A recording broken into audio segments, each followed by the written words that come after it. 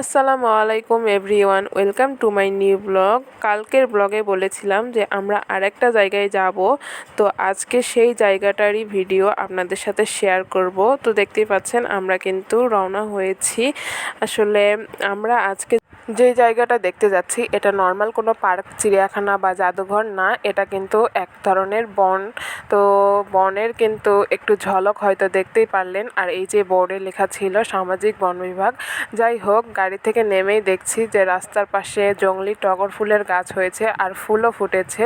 তো ফুল সবারই পছন্দ, তাই সবাই মিলে সেখানে যাচ্ছিল ফুল তুলতে। ফুল তোলা হলে আমরা এবার যাচ্ছি সামনের দিকে। তো দেখতেই পাচ্ছেন আমরা কিন্তু এসে পড়েছি। তো এই যে রাস্তাটা দেখতে পাচ্ছেন, এই রাস্তাটা কিন্তু আগে ছিল না। তার আগে আপনাদেরকে এই জায়গাটার নাম বলে নেই। এই জায়গাটার নাম কিন্তু আলতা দিঘি, মানে দিঘি ছিল বড় একটা। এই যে এই জায়গাটা যেটা এখন অল্প পানি দেখতে পাচ্ছেন, এটা কিন্তু একসময় একদম পানিতে ভরপুর ছিল। আর এত বড় দিঘিটা ছিল যে মানে এটার এই পার থেকে ওই পার দেখা যাইতো না। কিন্তু এখন সেটা নাকি আরও নতুন করতেছে, উন্নত করার চেষ্টা করতেছে। এই জন্য দিঘিতেও কাজ চলতেছে আর আশেপাশে রাস্তাঘাট সব কিছুই ঠিক করতেছে। ওই যে একটা টাওয়ার দেখা যাচ্ছে, ওইটার উপরে উঠলে হয়তো পুরো দিঘিটা একদম সুন্দর করে দেখা যাবে। তো যাই হোক, যেহেতু দিঘিতে দেখার মতো তেমন কিছু নাই, আর সেই জন্য আমরা একটু সামনের দিকে যাচ্ছি। আজকে সবাই মিলে বন দেখবো তাই।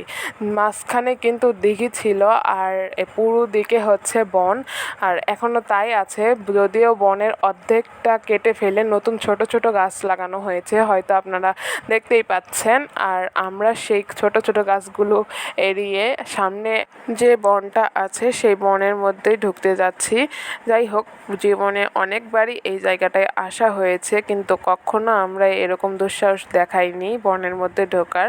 হয়তো এখানে ঢোকার অনেক রাস্তা ছিল, কিন্তু আগে এই পরিবেশটাই ছিল না ঢোকার মতো, মানে অনেক ভয়ঙ্কর লাগতো। এত এত গাছ ছিল যে মানে ঢোকার মতো পরিস্থিতি ছিল না, তাই কখনো এরকম হয়ে ওঠেনি। তো যেহেতু এবার একটু সামনের দিকে ফাঁকা পেয়েছি আর একটু সাহসও হয়েছে ভেতরে যাওয়ার, তাই আমরা সবাই মিলেই ভেতরে যাচ্ছিলাম। শুধু আমার জ্যাঠাতো বোন, ও ভয়ে একদম ঢুকতেই চাচ্ছিল না। তো যাই হোক, আমরা কিন্তু ভেতরে ঢুকে পড়েছি। আমার জ্যাঠাতো বোন ও বাইরেই দাঁড়িয়েছিল, ওর নাকি ভয় লাগছে। তো ভেতরে ঢুকে একটা জিনিস আমরা কিন্তু দেখেছি, আর সেটা হলো এই যে এটা হলো একটা সাপের ঘর যেটা বলা হয়।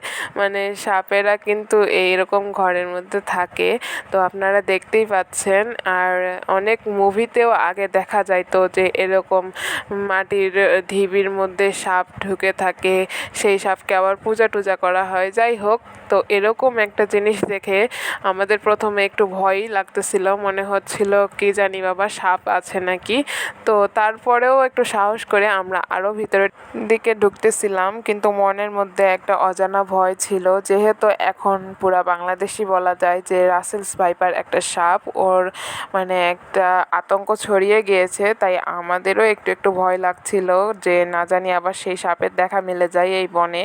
তো সামনে একটু এগিয়ে দেখি সেখানেও একটা সাপের বাসা। তো যাই হোক, ভয়ই লাগছিল। তারপরেও মানে এরকম বনের ভেতরে আমরা ঢুকেই পড়েছি যখন, একটু না দেখে তো বেরিয়ে আসতে পারতেছিলাম না। যেমন এক্সাইটেড লাগতেছিল তেমন একটু ভয়ও লাগছিল। তো আমরা এক পাশটা ঘুরে আবার বের হয়ে অন্য আরেক পাশে যাচ্ছিলাম। এখানে দেখলাম যে একটা গাছের মধ্যে শেকড়গুলো এমনভাবে পেঁচিয়ে আছে, মনে হচ্ছে যেন সেই গাছ সাপ পেঁচিয়ে আছে। তো যাই হোক, এগুলো ভালো মতো করে দেখে আমরা কিন্তু সাবধানেই হাঁটাহাঁটি করতেছিলাম।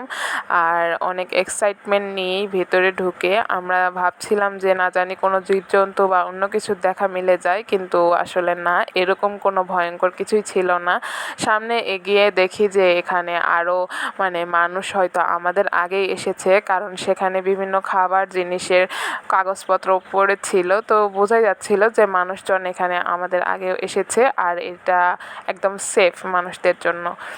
তো যাই হোক, যেহেতু জায়গাটা নিরাপদ ছিল, তাই পরে কিন্তু আমার জ্যাঠাতো বোন ওও এসেছিল। আর এরপরে আমরা এই জায়গাটাতে একটু ছবি তুলেছিলাম। এরপরে সবাই চলে যাচ্ছিলাম বের হয়ে, যেহেতু প্রায় সন্ধ্যা লেগে যাচ্ছিল। তো সন্ধ্যার আগে আমাদের এখান থেকে চলে যেতে হবে, তাই সবাই মিলে যাচ্ছিলাম। আর যাওয়ার আগে এই গাছটাকে ভালো মতো করে দেখে নিলাম। তো এবার আমরা একদম আমাদের গাড়ির কাছাকাছি চলে এসেছি। একদম রাস্তার পাশে আমাদের সিএনজিটা দাঁড়ানো রয়েছে। গাড়িতে উঠতে যাব ঠিক তখনই দেখতেছি যে আমার ভাইয়ের বউ আর চাচাতো বোন ওরা দুইজন মিলে জংলি টগর ফুলের গাছ তুলে নিয়ে যাচ্ছে বাড়িতে লাগাবে বলে। তো যাই হোক, সেগুলো তুলে নিয়ে এবার আমরা বাড়ির উদ্দেশ্যে রওনা হলাম সবাই মিলে সিএনজিতে বসে। একদম দেখতেই পাচ্ছেন মাঝখানে রাস্তা, আর রাস্তার দুই পাশেই কিন্তু এরকম বন ছিল।